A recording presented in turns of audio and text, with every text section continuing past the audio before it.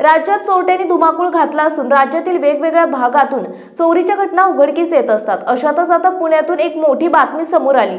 मुंबईहून पुण्यामध्ये सोने घेऊन आलेल्या नामांकित पेढीच्या शोरूमचे 69 लाख रुपये किमतीचे 740 ग्रॅम सोन्याचे दागिने पुणे स्टेशन बाहेरून चोरण्यात आले होते। या प्रकरणात गुन्हे शाखा युनिट 2च्या पथकाने राजस्थानातून सराईत गुन्हेगाराच्या मुसक्या आवळल्या आहेत। आरोपीकडून 249 ग्रॅम वजनाचे 18,66,000 रुपये किमतीचे दागिने जप्त करण्यात आले आहेत, तर त्याच्या साथीदारांचा शोध सुरू आहे। रूपसिंह रावत असे अटक करण्यात आलेल्याचे नाव आहे। 11 जून रोजी पुणे स्टेशन बाहेर ही घटना घडली होती। याबाबत बंडगार्डन पोलीस ठाण्यात गुन्हा दाखल करण्यात आला आहे। गेल्या 15 दिवसांपूर्वी भर दिवसा मुंबईहून पुण्यात डिलिव्हरी देण्यासाठी पेडची गाडी आली होती, तेव्हा अज्ञातांनी तब्बल 70 लाख रुपये सोने लुटले होते। या प्रकरणाचा समांतर गुन्हे शाखेच्या तपास युनिट 2च्या पथकाकडून सुरू होता।